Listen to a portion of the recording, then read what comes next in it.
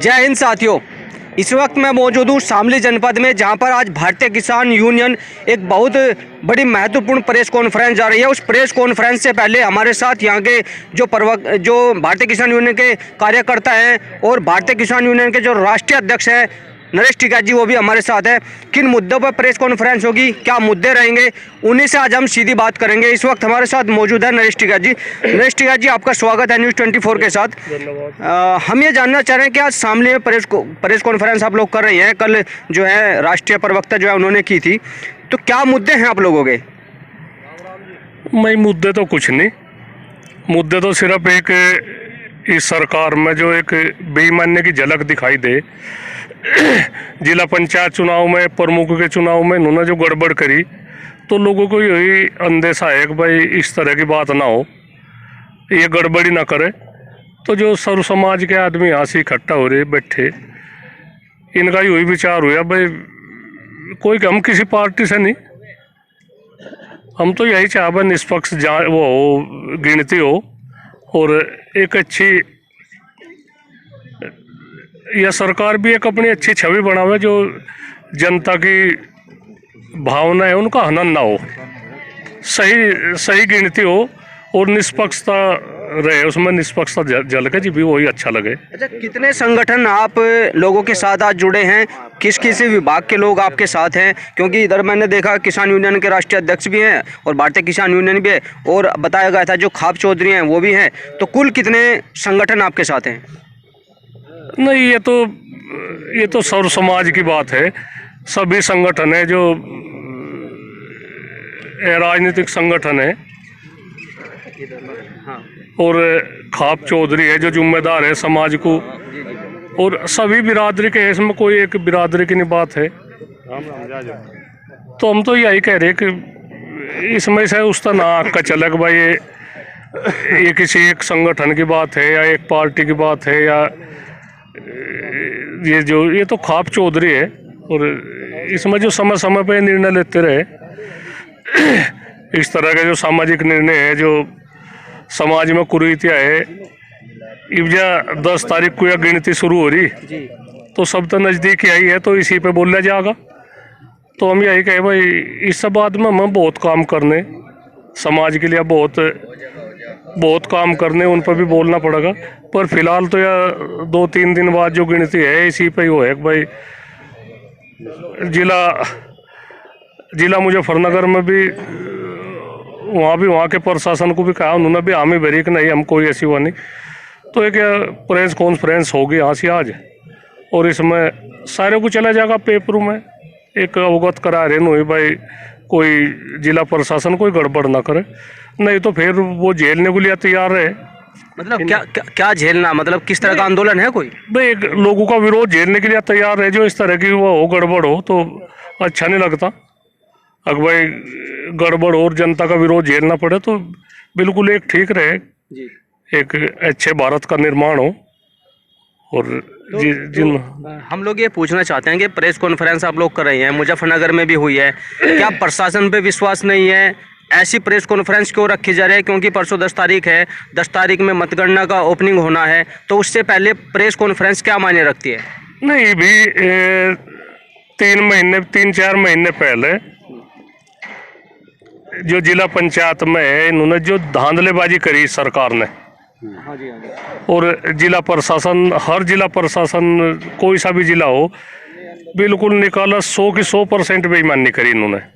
तो हम वो कह रहे भाई इसमें ना हुआ बेईमानी करे, चलो जो कुछ हुआ तो निमकी, इसमें बेईमानी ना करे। बड़ा चुनाव है और इसमें अगर बेईमानी इसमें हो तो वो ठीक नहीं लगता।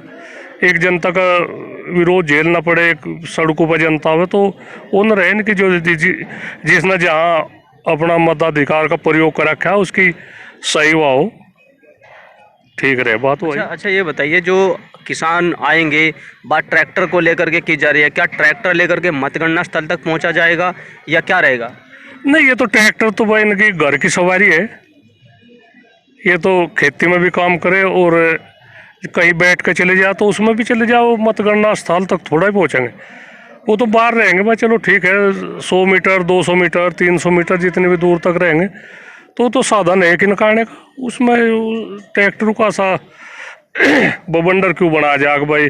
दिल्ली में भी ट्रैक्टर का रोड़ा था, यहाँ भी ट्रैक्टर का रोड़ा, तो वो तो अपना साधन है, उसमें बैठ के चले आवे, और उसमें तो कोई ऐसी वो नहीं है। अच्छा ठीक है साहब, एक बात बताइए, नरेश जी ने अभी कुछ समय पहले एक बयान दिया था, उन्होंने कहा था कि भाई वोट तो कोको लेगी। राकेश जी ने, हाँ सॉरी, राकेश जी ने कहा था कि उन्होंने कि भाई ये वोट तो जो है कोको ले गई। जब वोट कोको लेगी तो अब क्या हाउ लुल्लू ये कोको सब बात चलती थी ना, तो हाउ लुल्लू क्या आप वोट की रक्षा करेंगे? भाई एक है बात, हमने भी बुजुर्गों पे तो सीख रखी है बात, जो हमारे बुजुर्ग हैं बताओगे बाबा कोको क्या बीमारी है। जो कुछ भी बात होती थी, हम छोटे छोटे थे तो बच्चों को खिला करते नु कहते भाई कुछ भी सामान था उसे वो कर देते भाई कोको लेगी। तो इसी तरह की बात है, हम भी यही कह रहे हैं भाई इसकी भाजपा की वोट तो कोको लेगी। तो यह कोको क्या है, जो बड़े बुजुर्ग हैं ये बताओगे इस बारे में? नहीं, तीन बात आती थी कि भाई हाउ लुल्लू कोको, तो वोट तो ले गई कोको। अब क्या रक्षा जो परसों 10 तारीख में मतगणना होगी, मतदान होगा, उस पे जो सुरक्षा का जो पैरा लगा जा रहा है, क्या वो हाउ लुल्लू करेगा? नहीं, इनमें भाई सरकार पे एक बेईमानी की झलक है सरकार में साफ दिखाई दे रही। हम ये नहीं कहते ये कुछ भी वो कर सके, ये कुछ भी बेईमानी के नए नए तरीके इन पे है। तो जो हमारा एक पहरा रहेगा जनता का, उस पहरे को नए लांग के चले जा, तो ये तो जनता हुई तो पहरा दे रही भाई हमारी वोट। हम किसी पार्टी की थोड़ा ही कुछ बात कह रहे, कुछ नहीं, जो उनकी भी वोट है वे भी सुरक्षित रहे, जो भाजपा की है, जो गठबंधन की है, तो वोट सुरक्षित रहे। जो जिसकी जहाँ जिसने वोट दे रखी तो वहाँ उसकी वोट सही खुल जा, बस यही है। हम चलिए, वोट तो सही खुलेगी, ये तो 10 तारीख में निर्णय हो ही जाएगा। अभी राकेश टिकैत जी का एक बयान हो रहा था, उन्होंने ये कहा है कि भाई जैसा हम भी स्कूल में पढ़े, आप लोग भी स्कूल में पढ़े, एक ज्ञानदेही होती है भाई। जब हाई स्कूल में पहुँचे तो वो कमची हो गई थी, यानी कि एक छोटी सी कमची हो गई थी मारने के लिए। स्टैंडर्ड से में गई तो बैंत हो गया था। जब बच्चे की चटाई करते हैं तो जब पहले लेवल होता था प्राइमरी तक, तो उसमें ज्ञानदेही होती थे, जानते हो ना ज्ञानदेही? बताइए क्या होती है ज्ञानदेही? बैक है अपने इंतजाम है, इस दौरान में जो कुछ भी इंतजाम हो, जिस तरह का भी सुरक्षा का इंतजाम हो वो करना चाह, ज्ञानदेही हो उसमें, चाहे सिर तो ऊपर जो कुछ भी मानने जा, जो गादे हाथ में हुए कान की बरोबर उसे क्या हो कुछ जो सात पूरी की लट होगा ना वो एक तरीके से। नहीं चलो उसमें तो जो कुछ भी वो कहा जाए, तो अपने इंतजाम तो चाहे हमारे पे वो ही एक जो हमारी ग्रामीण परंपरा है, ग्रामीण प्रथा है, अपना इंतजाम लेकर चले। जैसा ये है पवार साहब बैंत ले रहे, हाँ। तो यूं भी कुछ ना कुछ काम ही आ सके। चौधरी साहब है, महिपाल सिंह में भी बैंत ले रहे,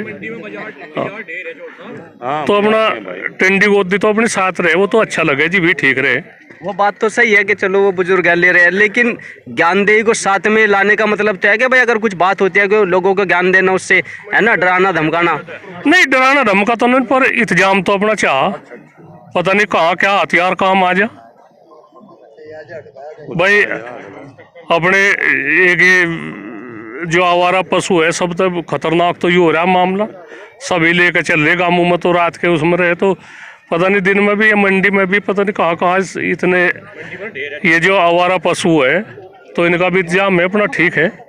अच्छा चलिए एक बात और बता दीजिए, मतगणना पे सभी लोग निगरानी रखेंगे, और उस निगरानी के बावजूद भी यदि जो विपक्ष है आपका अगर वो जीतता है 3 सीट यहाँ से या 2 सीट या 1 सीट जो भी, क्योंकि बताया गया कि जिले में 1 सीट बेमानी से निकाली जाएगी, ये राकेश जी का कहना है, अगर वो जीतते हैं तो क्या कहेंगे फिर आप? भाई हम तो जो है जिम्मेदार आदमी, हमें किसी पार्टी तो कुछ नहीं, किसी से कुछ नहीं, हमें ना भाजपा तो कोई एलर्जी है, ना हमें भाजपा तो एलर्जी है, ना गठबंधन तो एलर्जी है।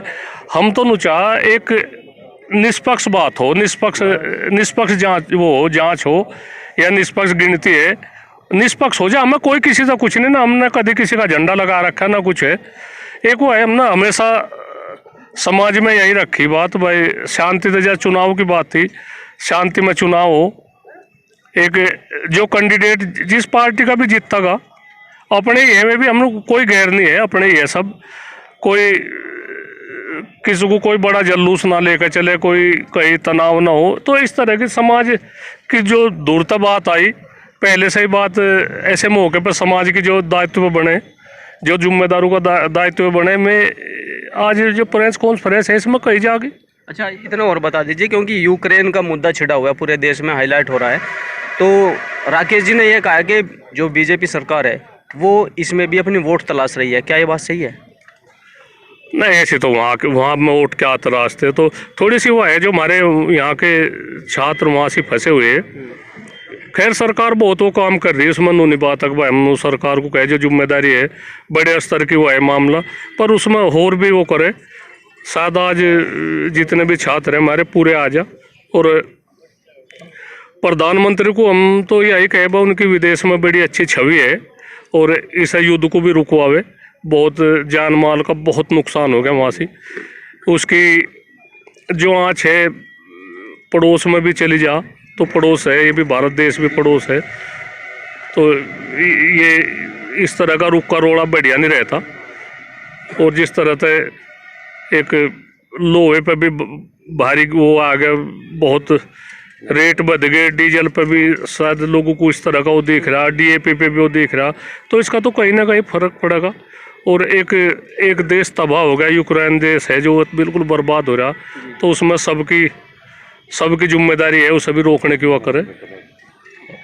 देखिए, हमारे साथ मौजूद थे भारतीय किसान यूनियन के राष्ट्रीय अध्यक्ष नरेश टिकैत जी, जिन्होंने साफ तौर पे कहा है और एक उदाहरण भी दे करके बताया है कि भाई जो कान से ऊपर जाती है वो ज्ञान देने वाली ज्ञान गोदड़ी भी होती है, ज्ञानदेही भी कहते हैं उसे, जब प्राइमरी स्कूल में पढ़ते थे तो वो भी साथ लेकर के आए। उदाहरण एक बैंत का भी दिया गया है। तो ये जो उदाहरण है ये 10 मार्च के लिए है, क्योंकि जिस दिन काउंटिंग होगी उस दिन परिणाम तो जो आएगा सो आएगा, किस पार्टी के पक्ष में आएगा ये तो नहीं कहा जा सकता, लेकिन ये ज्ञानदेही उस दिन अपना क्या रूप दिखाएगी ये तो आने वाला वक्त बताएगा। सामने से अपने सहयोगी सचिन के साथ अमित शर्मा, न्यूज़ 24। नमस्कार, मैं हूं मानक गुप्ता। अगर आपको हमारा ये वीडियो पसंद आया हो तो इसे लाइक और शेयर जरूर करें, और हां, हमें सब्सक्राइब और फॉलो करना ना भूलें ताकि आप देश और दुनिया की कोई खबर मिस ना करें। तो जुड़े रहिए हमारे साथ और देखते रहिए न्यूज़ 24।